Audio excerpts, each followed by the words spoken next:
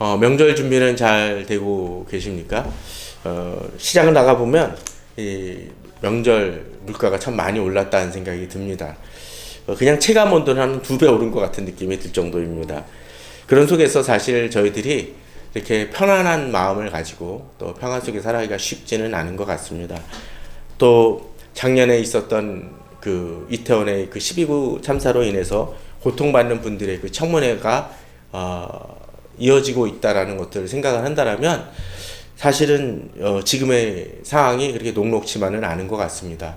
얼마 전 도로에서 있었던 사고로 인해서 화재로 인해서 여러 명이 돌아가시기도 하시고 또 경제적인 사정이라든지 주변 환경들은 그렇게 만만치는 않습니다. 또 심지어 어떤 때는 전쟁의 위기가 계속적으로 전쟁의 조짐을 지도자들이 여러 가지로 이야기하고 있는 상황이라면 결코 쉬운 상황들은 아닐 것 같습니다. 또 직장에서도 그런 부분들은 많이 있습니다. 다툼이 있을 수도 있고 또 열심히 일하는 사람들이 대우를 못 받고 어려움을 겪는 일들도 많이 있습니다. 그런 속에서 사실 이 맞는 명절이 그렇게 마음이 편안하지 않을 수도 있을 것 같습니다. 그런데 이렇게 명절 기간에 이 가족들이 만나고 친인척들이 만나거나 또는 주변에 아는 사람들을 만나면 보통 뭐라고 얘기를 하나요? 특별히 이 설날에는 어떻게 하죠? 세배를 하고 또 세뱃돈을 주거나 또는 선물을 주거나 덕담을 나누는 모습들이 많이 있습니다. 그럴 때 이렇게 주변 경기가 좋거나 또 잘 나가는 사람들이라든지 모든 일들이 잘 풀려고 풍족한 사람들에게는 이 덕담이 진짜 의미가 있는 것 같고 그럴 수 있습니다. 그런데 별로 일이 안 풀리고 여러 가지 어려운 일이 처하고 제가 어제도 전화를 하나 받았지만 갑자기 아버님이 뇌출혈로 중환자실에 들어갔다는 기도 제목을 들으면서 또는 가족 중에 무연고로 이렇게 장례를 치러야 되는 그런 어려움을 해결하지 못해서 어려움을 겪는 분들의 이야기를 들으면서 그런 분들에게 이 설날에 세배를 나누고 덕담을 나누는 것이 사실은 그렇게 와닿지 않을 수도 있음을 느낍니다. 사실 그렇죠. 덕담을 나누지만 내가 너 올해 문제가 잘 해결되어지고 여러 가지 돈도 많이 벌고 건강을 바라하는데 건강하지 못하고 또 일들이 여러 가지로 어려운 중에 있는 분들에게 있어서는 그 덕담들이 그렇게 와닿지 않을 수 있습니다. 심지어 어떤 때는 그것이 부담으로 다가올 수도 있을 듯 합니다. 그런 점에서 사실은 이 덕담이 덕담으로서 의미를 갖지 못합니다. 앞서 얘기 들었던 것처럼 이 세상도 그렇습니다. 상 받을 자격이 있는 사람이 상을 받습니까? 그렇지 않는 경우들도 많이 있습니다. 벌을 받아야 될 사람들이 벌을 받지 않는 그런 경우들도 많이 있습니다. 그런 속에서 우리는 답답해하고 힘들어집니다. 그러나 저는 앞서 광고 시간에도 이야기를 드렸고 들었던 것처럼 이번 주와 또 다음 주 그리고 설 가정 예배지에도 여기에 그 축복의 근원이 누구에게서 바로 믿는 성도들에게서 나옴을 나누고 싶습니다. 또 믿는 성도들을 누가 하나님께서 지키신다는 그 사실을 우리가 이 신년초에 기억하고 묵상하고 그것을 붙드는 저희들이 되었으면 합니다. 오늘은 하나님께서 바로 우리들에게 덕담을 베푸시고 우리를 지켜주시고 은혜를 베푸신다는 것을 우리가 깨달아 알기를 원합니다. 오늘 말씀을 보게 되면 8절 9절을 주목해 보시기 바랍니다. 8절 9절은 먼저 우리에게 은혜를 베푸시는 하나님 또 우리에게 약속을 보장해 주시는 분이 누구신지를 8절 9절에서 특별히 보여줍니다. 8절은 어떻게 되어 있습니까? 여호와는 은혜로우신 분이십니다. 긍휼이 많으신 분이십니다.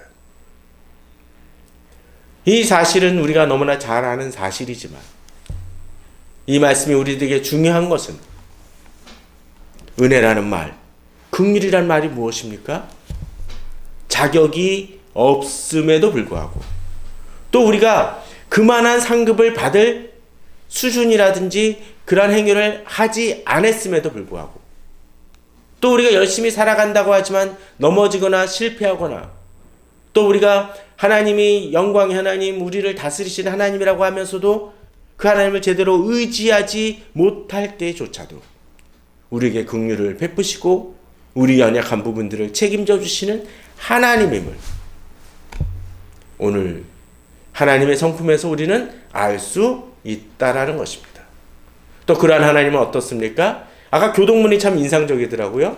그 날과 여러 가지 얘기 중에 명절을 또라는 표현이 등장을 합니다. 그 얘기는 뭡니까? 유대인의 명절을 의미하겠지만 또 믿는 우리들에게 있어서는 이 새해라든지 뭐 추석이라든지 여러 가지 절기마다도 주께서 기억하시고 우리를 돌보신다는 것을 그 말씀을 통해서도 나타내 보여주신다라는 것입니다. 그렇습니다. 하나님은 은혜로우신 분입니다. 우리가 믿는 하나님은 은혜로우시고 긍휼하신 분이십니다. 또 어떤 분이십니까? 노하기를 더디하시는 분이십니다. 노하기를 더디하신다는 것은 어떤 의미입니까? 앞서 얘기 드렸던 것처럼 우리가 잘못하고 실수하고 문제 있을 때조차도 우리를 참아주신다는 것입니다. 우리 주변에 정말 참기 힘든 사람들이 있지 않습니까? 친구도 그런 경우 있습니다. 내가 열심히 베풀었는데도 불구하고 그것을 전혀 감사하지 못하는 경우들이 있습니다. 아니, 가족들 중에도 그런 경우가 있을 수 있습니다. 친인척들 중에도 그럴 수 있습니다. 친인척들 중에는 그게 심해지면 어떡합니까? 아주 내놓은 자식처럼 여기는 경우도 종종 있죠. 그런 분들은 명절 때 찾아가면 어떻습니까? 환영을 못 받아요. 쟤 왜 왔어? 라고 하는 경우도 마저 있습니다. 그런데 우리가 그런 모습인데도 받아주시는 분이 있습니다. 바로 누굽니까? 하나님이 그러십니다. 또한 본문은 뭐라고 얘기합니까? 인자하신 분이십니다. 내게 너그러우시고 내게 사랑을 베푸시는 하나님이라는 것입니다. 그러기에 우리는 하나님께 나아갈 수 있고 하나님께 기도할 수 있고 하나님을 의지하여 나아갈 수 있는 것입니다. 그러한 믿음이 우리에게 있어야 될 것입니다. 그런 하나님에게 우리가 기도할 수 있고 우리가 의지할 수 있습니다. 또한 9절에서는 여호와께서는 모든 것을 선대하신다고 되어 있습니다. 세상 지도자들은 어떻습니까? 뭔가 자기에게 마음에 안 들면 그 사람을 응징하고 또 어떤 때는 편파적으로 그 정치 행위를 하기도 하고 또 재벌이나 어떤 그런 사람들도 그런 경우들이 많이 있습니다. 자기 자식 챙기기를 많이 합니다. 자기 사람 챙기기를 많이 합니다. 그러나 하나님은 공평하신 하나님을 보여줍니다. 그리고 하나님이 지으신 것, 그 지으신 모든 것 속에서는 모든 것이 해당되기에 그 하나님을 돌아보시고 긍휼을 베푸시는 하나님이십니다. 그러기에 우리는 하나님을 의지하여 나아갈 수 있고 이 세상을 지으신 하나님이시기에 이 세상을 하나님께서 지키시고 돌보실 것을 믿을 수 있습니다. 우리가 믿는 하나님은 그런 하나님입니다. 내가 지금 상황이 어떠하건 내가 어떤 생각을 하건 간에 하나님은 그런 하나님이기에 하나님은 하나님의 뜻을 행하시는 하나님이십니다. 그러기에 그러한 하나님에게 우리들은 어떠해야 됩니까? 여호와여 주께서 지으신 모든 것들이 주께 감사한다고 되어 있습니다. 아니, 세상 사람들은 하나님께 감사하지 않는 사람들이 많이 있을지 있지만 본문은 뭐라고 되어 있습니까? 주께서 지으신 모든 것들이라는 것은 뭘까요? 곧 피조물, 이 자연 만물, 그러한 모든 것들이 주님께 감사한다는 것입니다. 사실 인간은 어떤 때는 이 하나님이 지으신 피조물보다도 못한 존재인 것 같습니다. 이 감사하는 면에 있어서는요. 그러나 이 사람 모든 피조물이 감사하지만 사람들은 다 그렇게 행하지 않지만 그렇게 행하는 사람들이 있죠. 감사하는 사람들이 있죠. 오늘 본문은 뭐라고 되어 있습니까? 주의 성도들입니다. 그렇습니다. 우리들은 최소한 하나님을 믿기에 하나님은 우리에게 모든 것을 베푸시고 우리를 지키시고 우리를 구원하신 하나님을 믿기에 우리는 어떻게 해야 됩니까? 주를 송축할 줄 아는 사람이 되어야 됩니다. 이렇게 송축하는 사람, 주를 믿는 사람들을 하나님께서 붙드심을 오늘 본문은 특별히 보여줍니다. 저는 이 명절 기간 우리 성도님들이 그러했으면 좋을 것 같습니다. 특별히 믿음의 가정들이라면 더더욱 그래야 될 것이고, 또 서로 주변에 믿지 않냐는 분들이 있다 할지라도 그분들이 주님을 알 수 있도록 이끌고 돕는 그런 우리 성도님들이 되어야 합니다. 특별히 친인척들 중에서 종교가 달라서 어려움을 겪는 분들이 있습니다. 제사 문제로 어려움을 겪는 분들도 있습니다. 여러 가지 가치 문제로 다르게 생각하고 힘들어하는 분들도 있습니다.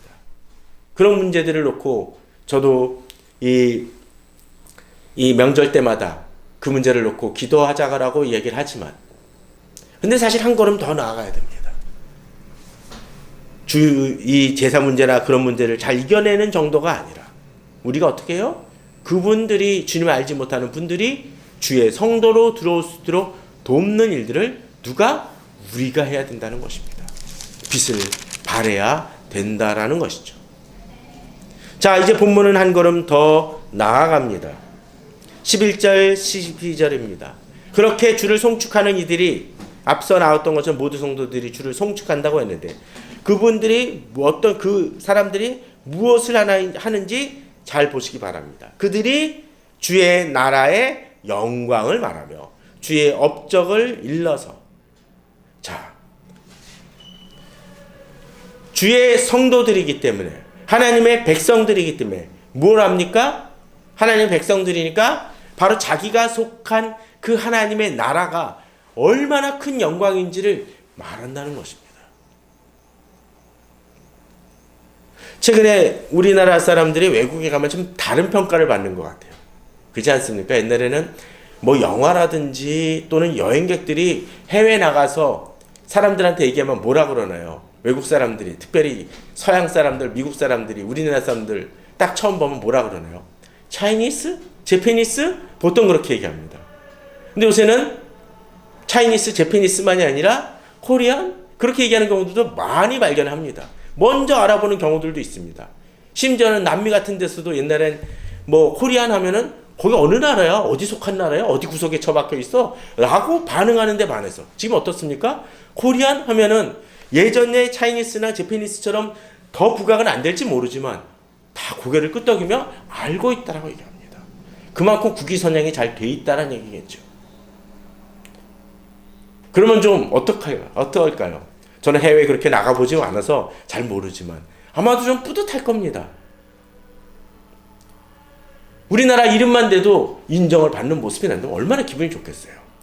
그런데 우리는 하나님 나라의 백성입니다. 그러기에 그것을, 그 영광을 말하는 것은 너무나 당연한 것입니다. 또 주께서 하신 업적을 알립니다. 아직도 우리나라 가면은, 우리나라에서 우리나라 사람들이 나가면 뭐 합니까? 또 해외 사람들이 뭐 합니까? 뭐 강남 스타일 하면서 그런 것들을 가지고 춤을 춥니다. 그게 언제적 노래인데. 강남 스타일 하나 가지고도 사람들이 우리나라를 뻐깃는데 우리는 어떻습니까? 하나님 나라의 업적을 얼마나 자긍을 가지고 살아가고 있습니까? 12절에 보면 앞서 얘기했던 주의 업적과 주의 나라의 그 영광을 어떻게 하라고 되어 있습니까? 인생들에게 알게 하리이다. 누가? 하나님의 백성이라면. 그러게 이 명절 기간, 아니 명절 기간이 아니라 할지라도 우리에게는 이것을 분명히 알아야 될 것입니다. 하나님 나라의 백성임을 당당히 여기십시오. 옛날에 우리나라 사람들 해외 나가면은 코리안이라는 얘기를 자세히 못하고 어떤 때는 그냥 차이니스 하면 하고 그냥 넘어갔던 사람들도 있었다고 하는데 이젠 당당하게 얘기하는 것인데 왜 우리들은 하나님 나라의 백성임을 당당히 드러내지 못합니까? 아니, 하나님 나라의 영광을 가리는 행동을 왜 합니까? 자긍심을 가져야 될 테입니다.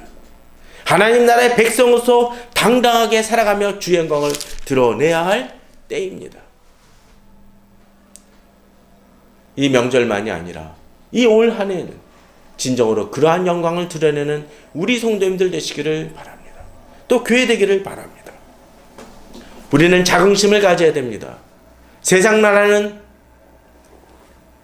그 영광이 쉽게 가려집니다. 사실 그런 것 같아요. 우리나라 예전에 어떻습니까? 한 1, 2년 전만 해도 참 우리나라 이 코로나 대응이라든지 여러 가지로 BTS라든지 그런 것 때문에 많이 부각이 된 것 같아요. 근데 요새는 이 명함이 좀 오고 가는 것 같습니다. 어떤 데는 빛을 발하기도 하지만 부끄러운 일들도 많이 부각이 됩니다. 정말 길거리에서 죽는 이태원 참사로 인해서 치욕스러운 일들, 저 나라는 저렇게 길거리에서 죽는데 라는 수치도 경험을 합니다. 바로 1년 만에요. 그것이 세상 나라의 모습입니다. 우리나라만이 아니더라도 세상의 모습들이 그렇습니다. 그런데 13절에 보면 주의 날은 어떻습니까? 영원한 나라입니다. 주의 통치는 대대에 이르리입니다. 미국 같은 나라도 대통령에 따라서 그 등급이 확 달라지지 않습니까? 왜 그렇습니까? 그렇게 불안정한 정권들이에요. 그러나 하나님의 나라는 하나님께서 영원히 다스리시기에 대대로 통치하시기에 우리는 흔들리지 아니하고 주를 의지하며 나아갈 수 있습니다. 우리가 속한 하나님의 백성이 속한 그 나라가 얼마나 위대하고 놀라운 나라인지를 깊이 묵상하고 새기는 우리 성도님들 되시길 바랍니다. 그러게 우리는 그 하나님의 나라를 강하게 전할 수 있습니다. 그런데 이제 하나님의 백성으로 살아가는 그 우리를, 그렇게 하나님의 나라를 전하고자 하는 우리를 하나님께서 어떻게 책임지신지를 봤으면 합니다. 14절입니다. 여호와께서는 모든 넘어지는 자들을 붙드시며. 그렇습니다.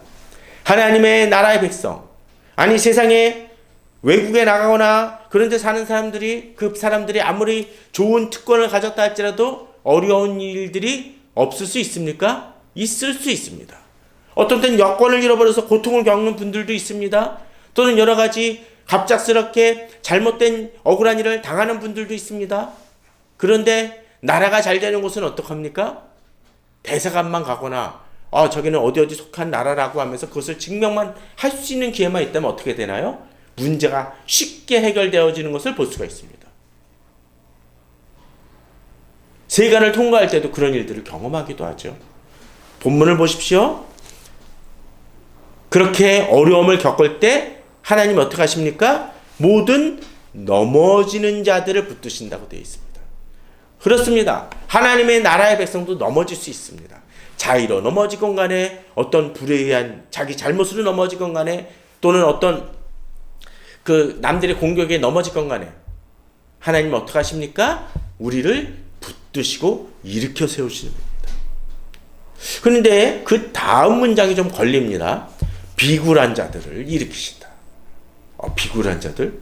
비겁하고 아주 그냥 뭐라 그럴까요?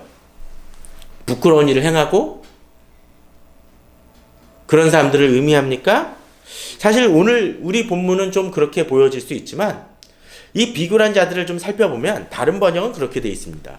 새 번역에서는 짓눌린 사람, 또 쉬운 성경에서는 낮아진 모든 자, 또 우리말 성경 속에서는 엎드린 사람이라고 되어 있습니다. 그럼 뭡니까?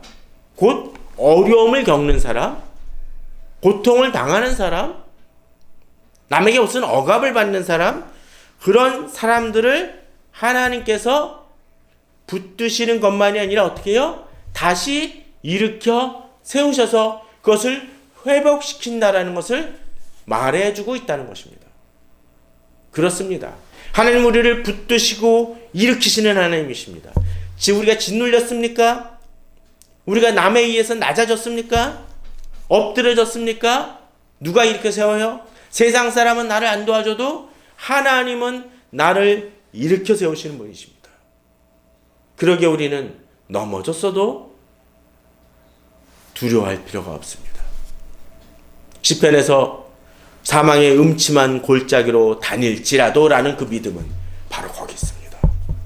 그 주변 환경이 없어진다는 걸 의미하지 않습니다. 그런 상황 속에서도 두려워하지 않고 싸워 나가고 안정을, 그 평안을 누릴 수 있다는 것입니다. 우리는 그런 믿음을 가지고 나아가시기 바랍니다. 비록 명절 때 여러 가지로 풍족하지 못한다 할지라도 하나님은 우리를 지키십니다. 그러기에 이렇게 믿는 모든 사람의 눈이 주를 앙망합니다. 주께서 도우실 것을 바랍니다. 심지어 신약 같은 데 보면 어떻습니까? 믿는 사람이 아닌 사람마저도 구할 때가 있습니다. 그럴 때 하나님께서 은혜를 베푸시는 것도 보게 됩니다. 물론 그들이 구원까지 나아가지 못한다 할지라도요. 그러나 하나님의 백성이면 어떡합니까? 주를 앙망할 때 어떡하죠? 주는 때를 따라 그들에게 먹을 것을 주시며, 마치 광야에서 가나안 땅으로, 약속의 땅으로 나아가면서 이스라엘 백성들에게 한꺼번에 그냥 1년치를 주는 것이 아니라 어떻게 해요? 매일매일 만나를 내려주시고 필요할 때 메추라기를 주시고 물이 없을 때 생수를 터주시는 것처럼 하나님 우리에게 은혜를 베푸신다는 것입니다. 그런데 우리들은 보통 어떻게 하나요? 로또가 한꺼번에 팍 터져가지고 그냥 내가 걱정하지 않아도 꽉꽉 채워지는 그런 것을, 내 잔고가 꽉 채워지기를 바랄 때가 많이 있습니다. 그런 하나님은 알아서 우리를 채워주신 하나님이라는 거죠. 물론 그렇게 한꺼번에 주실 때도 있겠지만요. 그런데 어떡하나요? 그렇게 꽉꽉 채워지면 어떡하나요? 우리 믿음이, 하나님에 대한 믿음이 게을러지는 것을 많이 경험을 합니다. 저는 우리 성도님들이 꼭 때를 따라 채워지는 것만이 아니라 그냥 꽉꽉 채워지는 그 경험, 그 축복도 누리시길 바랍니다.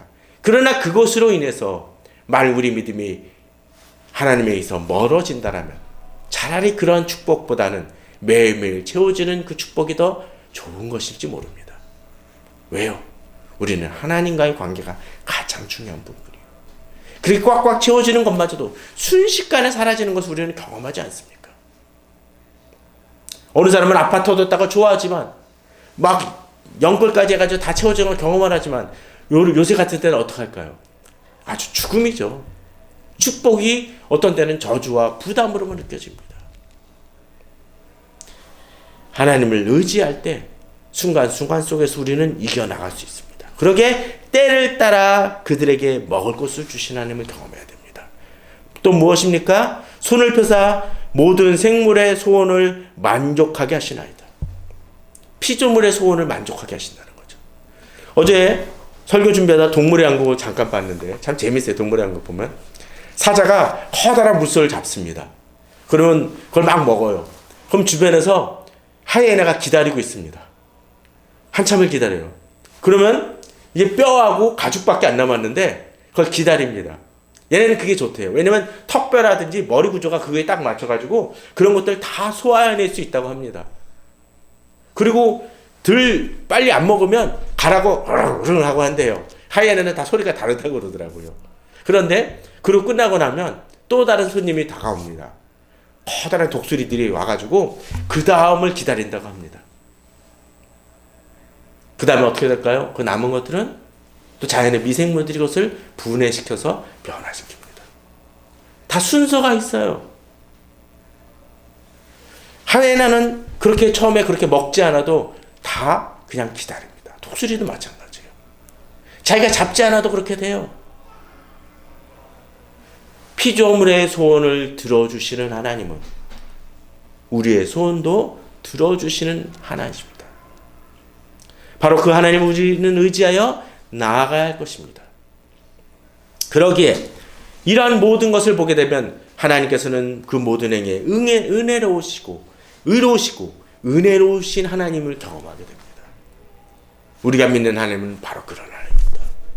그런 하나님을 이 명절 기간에 더욱더 하나님을 찬양하고 온 가족이 주를 의지하는 그러한 저희들 되길 바랍니다. 또한 이러한 하나님이지만 하나님은 오늘 본문 속에서 또 다른 말씀을 주십니다. 어떡하나요? 자기에게 간구하는 모든 자. 그렇습니다. 하나님은 기도하는 모든 자에게 은혜를 베푸십니다. 제가 이번 설 명절 거기도 그렇게 했지만 이 민수기 말씀을 통해서 제가 본문을 택했는데 민수기에서는 아론과 그 아론의 아들들에게 중보 기도할 수 있는 특권, 복을 주실 수 이스라엘 백성에게 복을 베풀 수 있는 그 기도를 할 수 있는 특권을 하나님께서 주시는 것을 보게 됩니다. 그런데 그러다 보니까 보통 어떻게 합니까?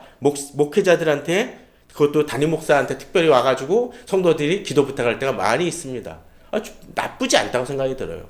그러나 성경은 어떻게 되나요? 우리를 모든 하나님의 백성을 하나님이 제사장 하셨다고 되어 있습니다. 우리는 우리 자신이 목회자만이 아니라 모든 성도가 어떻게 합니까? 제사장이라고 얘기합니다. 그 얘기는 뭔가요? 우리가 무슨 특권? 다른 사람을 위해 축복할 수 있는 그 특권을, 그 능력을 하나님께서 주셨다라는 거죠. 그러기에 야고보서 5장에 뭐 합니까? 의인의 간구는 역사하는 힘이 많으니라고 되어 있고, 의인이 기도할 때 병을 낫을 거라고 되어 있고, 서로 죄를 고백하며 용서해 준다고 되어 있고, 또 서로를 위해서 기도하라고 되어 있습니다. 이게 뭡니까? 우리가 중보 기도할 수 있는 그 특권과 권리가 주어졌다라는 거예요. 그 얘기는 뭡니까? 우리가 기도해야 된다는 것입니다. 서로를 위해 기도해야 된다는 것입니다. 제가 가끔씩 얘기 드리지만 우리가 기도할 때 어떤 데는 기도가 맥히는 듯이 느껴질 때 그 기도의 폭을 다른 사람과 내 주변을 위해서 기도할 때 오히려 기도에 숨통이 트이는 경험을 하곤 합니다. 왜요? 하나님께서 주신 특권은 너무 많은데 아주 일부만 사용하기 때문에 그렇다라는 거예요.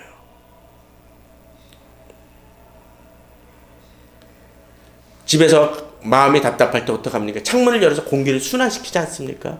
그런 것처럼 우리 기도가 그러해야 될 것입니다. 특별히 그런데 그런 기도조차도 못하고 간구 자체를 안 하는 분들이 있죠.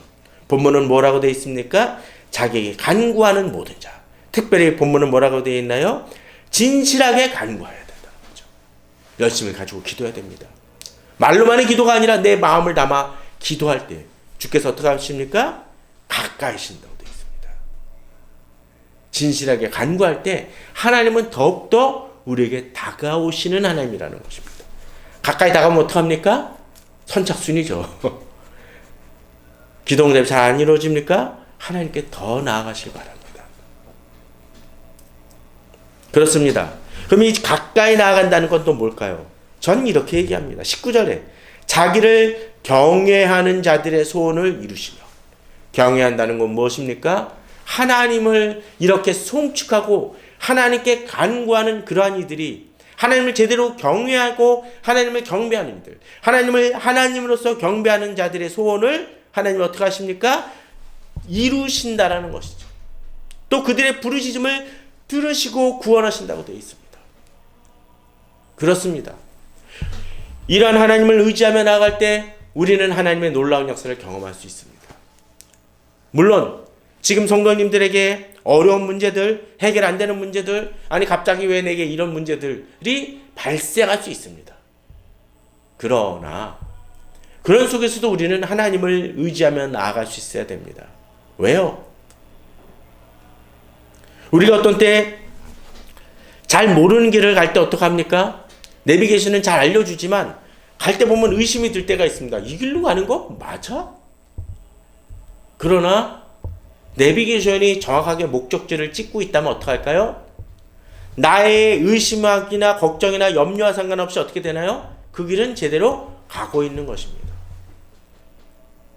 등산할 때도 그렇습니다. 얼마 전 무슨 예능에서 그랬지만 등산할 때 보면 저기 봉우리가 있는데 이 길은 이 길로 가라고 되어 있는데 아닌 것 같이 좀 될 때가 있어요. 먼 길처럼 돌아가는 것처럼 느껴질 때도 있어요. 그러나 그 길 이정표대로 간다면 우리는 어떻게 하나요? 제대로 올라갈 수 있습니다. 문제는 무엇입니까? 목적지를 제대로 바라보고 그것을 잃지 않는 것입니다. 내가 의심이 들어서 딴 길로 가는 것이 아니라 하나님을 경외하며 나아갈 때 하나님은 분명히 우리의 기도를 이루시고 우리의 부르짖음을 들으시는 하나님이라는 것이죠. 그래서 저는 이번 명절 기간에 특별히 저는 우리 성도님들이 그렇게 기도했으면 합니다. 주변 사람들의 문제를 놓고도 기도하시기 바랍니다. 마음이 연약한 사람들은 순간순간의 상황에 절망하고 분노합니다. 그런 하나님의 사람들은 그렇지 않다라는 것이죠. 이제 마지막으로 주께서는 이렇게 얘기하십니다.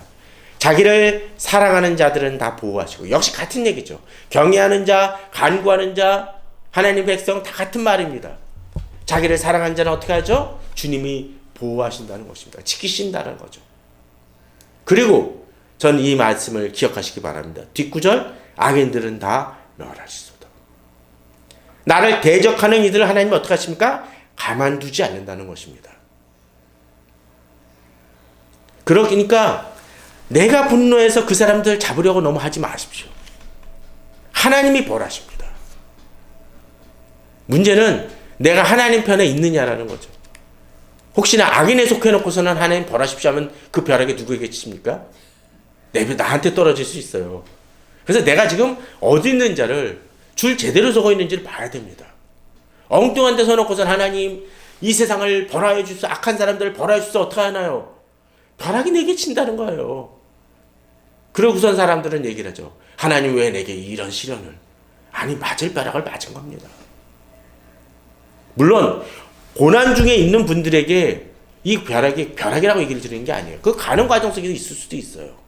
그러나 문제는 지금 내가 제대로 가고 있느냐, 하나님께 제대로 향하고 있느냐가 중요하다는 것입니다. 이번 명절, 아니 이 신년에 더욱더 그러한 것들을 잘 새김을 통해서 하나님이 어떤 분인지를 알고 하나님을 경외하며 하나님께 간구하고, 또 나만 간구하는 것이 아니라 주변을 위해 간구하고 그것을 증거하는 우리 성도님들 되시기를 주님의 이름으로 축원합니다.